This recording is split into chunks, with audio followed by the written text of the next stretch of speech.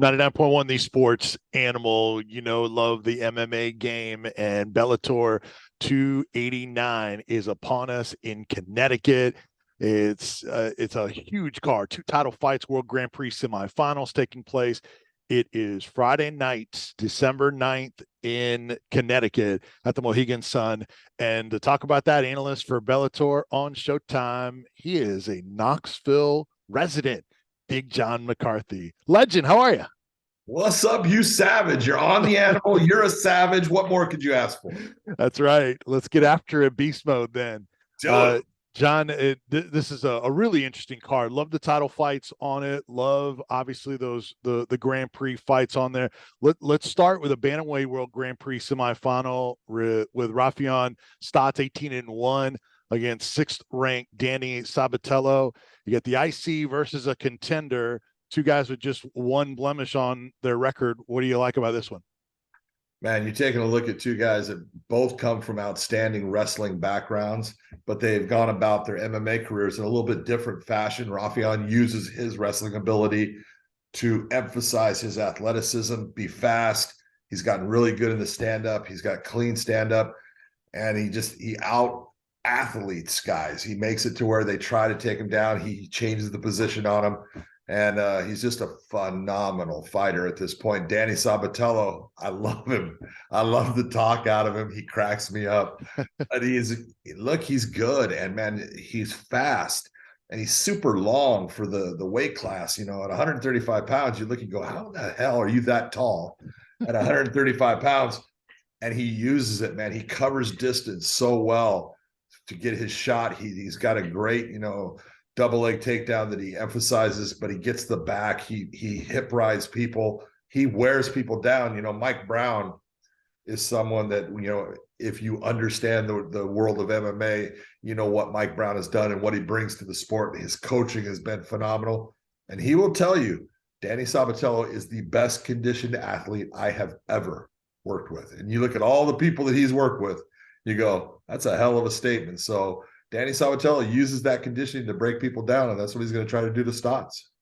We're visiting with Big John McCarthy from Bellator MMA on Showtime tomorrow night, Friday night. It's Bellator 289 in Connecticut on pay-per-view, 9 p.m. Eastern time for the main card, and then the preliminary card, which you can find on the Showtime Sports YouTube channel, Pluto TV as well. That starts at 5:30 Eastern time. So long night for Big John. A lot of fights on the card. All right, let's run through some of these main card fights. Dalton Rasta, Anthony Adams. Man, this is another one where you got Sugarfoot and Hercules. Break this one down for us, because this is another one with a ton of intrigue. And no one's finished Anthony Adams. Yeah, he's a guy that's got really good takedown defense. He's got really slick and beautiful movement in the stand-up.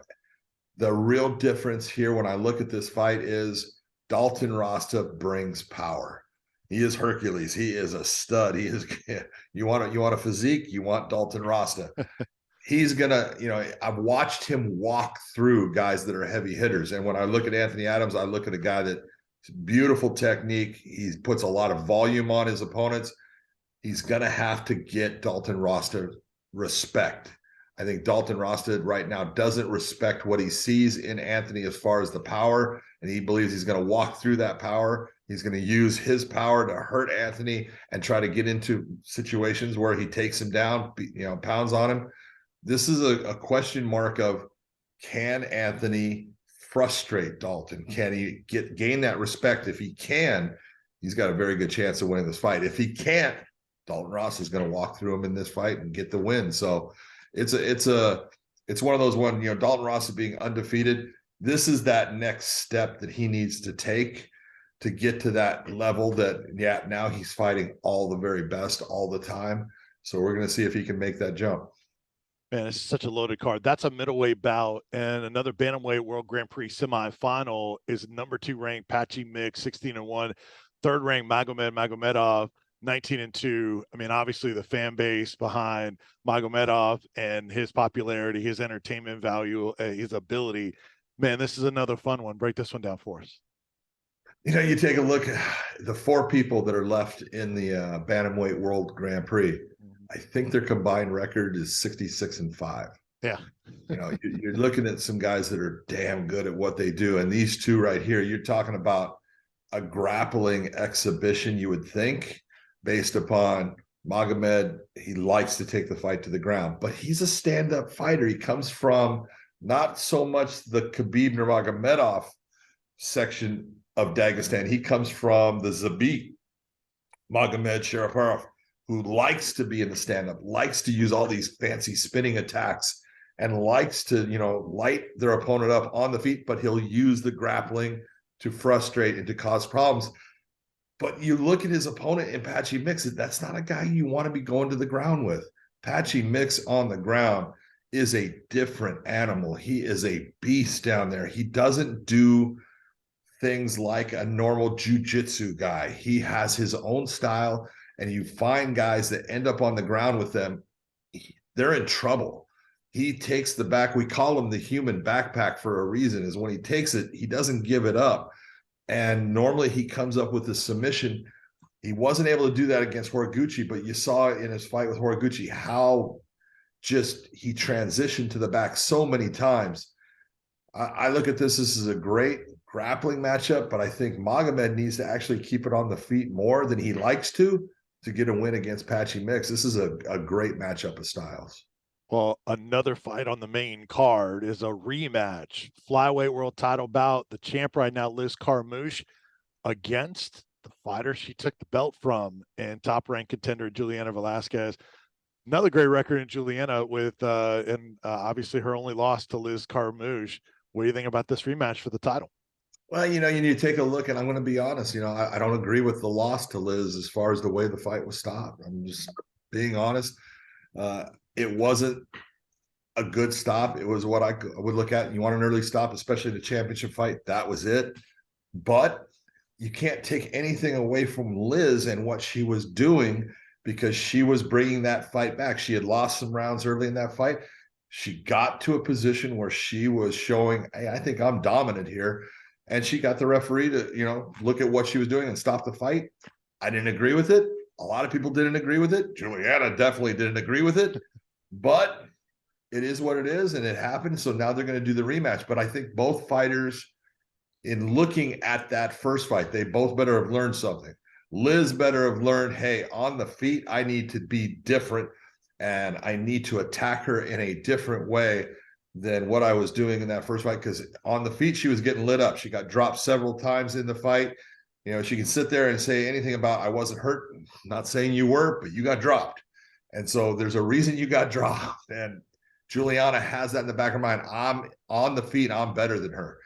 But if you're Liz, you can look and say, I stayed on the feet too long, because when it hit the ground, I was the better fighter. I was dominant. I was able to put you in the position that I want, and I'm going to do that again. So both can look at that fight, take something from it, and say, I have the key to beating my opponent. I think it's a toss-up fight.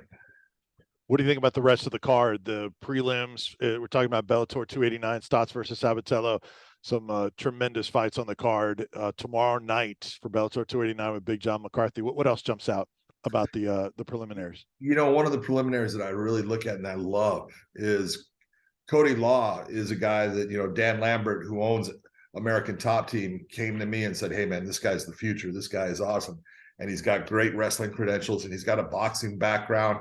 And he's been looking great, but he lost his last fight, and they're putting him against a guy that they're bringing back into Bellator in Chris Sunshine Lencioni, who I know he's a dog, and he's got a great submission game.